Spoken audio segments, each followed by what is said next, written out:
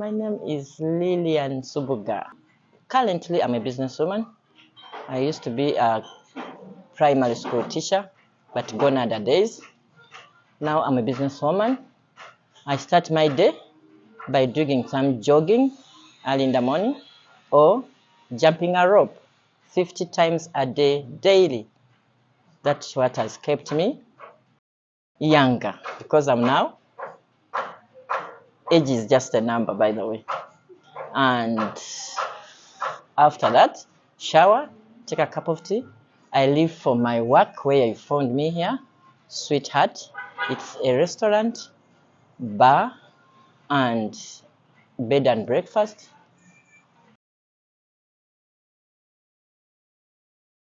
Oh, I'm a lesbian mother.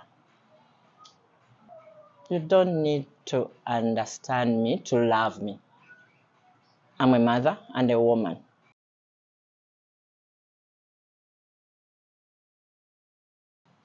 But our journey was like we went through those boarding schools. So that's where the peer groups came up with. So we were just like friends, and then we came up to be.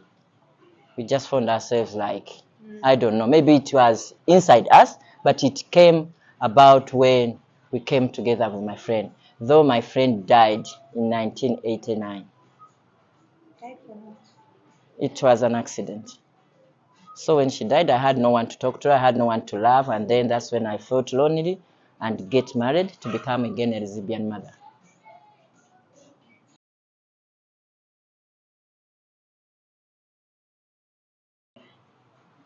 You know, when I was elected in my church as a welfare coordinator and a member of the Mothers Union, I came across my fellow women, many of them who were having such children, and they were like having no voice for them. And those children had no shoulder to lean on. So when I did my own research within many churches, being Catholic, being these Pentecostal churches, and my Anglican church, that's when I came to know that we have all those children, though they are hidden. So I came up with that no more hidden children was my theme for my starting of liking children of LGBT plus. That's when I came up with that. So having did my research within those church and in those my community, that's where I picked the interest that I have I do have a feeling and a like and a love because I was part of it and I knew what I went through. So that's where I came up with to find those hidden children, to be a voice to them and a shoulder to lean on. I would tell them just to love their children the way they are, to support them, teach them what they are supposed to be, and they could become useful people in the world. No, at first they used also to believe or to live in denial because they couldn't accept that they have those children. Until I came it up with like it was a story. And I was narrating a story, making them love their children, and I was making them to believe that LGBT children, unless you come to believe in it, that those children are there, and they live with us, and they live amongst us. At first they denied. And when I told them that was how the AIDS story started, people used to live with AIDS, but they couldn't tell that they have AIDS or AIDS exists. So it was like a story. I started telling them stories that unless you come to believe AIDS is there, and when I started killing our children and amongst us, that's when we came to know that AIDS is there. So it was like a story telling to them that we have those LGBT children and they are there. We need to love them. We need to like them. We need to talk to them as parents. We need to be there for them and support them. She could be your brother. She could be your sister. She could be your relative. She could be your guardian. She could be, but we live with them and they are there. So that's when they told me, okay, You go up with your story. But I know amongst our society and community in Uganda, they are not accepted. So whoever gets to know any in my community, they bring them to me.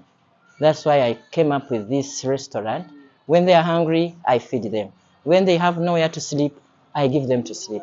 When they look for leisure time for a drink and live their lives, that's when they always come here. So to them, I'm their mother. And they call me Maza with M-A-A-Z-A. Maza in our local language. Thank you.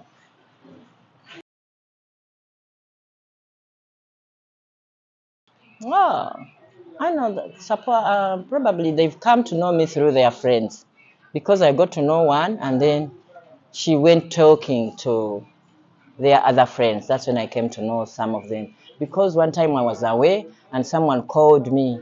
How could I? And the question was, my mother, how could I be a good guest so that I'm invited back to your place? And I said, what do you mean by that?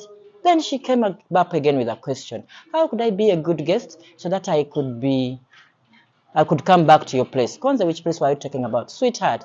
Nemgamba, I don't need to understand you to love and like you. You always welcome. So when she came back, it was a couple. And my workers were like, because one of my workers here is one of them. So she identified them and she took care of them, and when I came they were eager to meet me. So when I met them and I gave them good reception, that's when they knew Lily I was part of them, because here we have some privacy for people like minorities.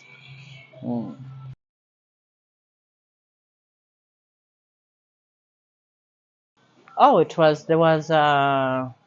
there was a year when which year was that, when they organized the Pride in Uganda here. Oh, I was amongst, but I had to take care of myself. Woo! Because they were all taken to prison and they spent almost 2 to 3 weeks in Luzira. The Pride was cancelled and we were not allowed to express themselves. That's when I got to know we in our country, in our community, we are not allowed to express ourselves. The hope for the future for my LGBT and my community is at least we become more responsible persons within our community, church, and society. Because if they always see us as marginalized and we belong nowhere, like the way we behave, if we behave really like, and my question is, where do we see ourselves in the next 5 years? Like we could become more actors in film acting. We express ourselves through that. I could become a good dancer. I can become a business owner where I could sell our stuff. So we look for things where people could get to know us more and they look at us as responsible people in a community than looking at our pronouns or of what we are. We be responsible people in employment. Because if I'm a lawyer and I'm a judge, no one can marginalize me. They will really come for my services. But at the moment, we are voiceless. We are hidden. We are hidden children. But the more we speak, when we are not helped, when people are not there to support us, we are speaking to the deaf people.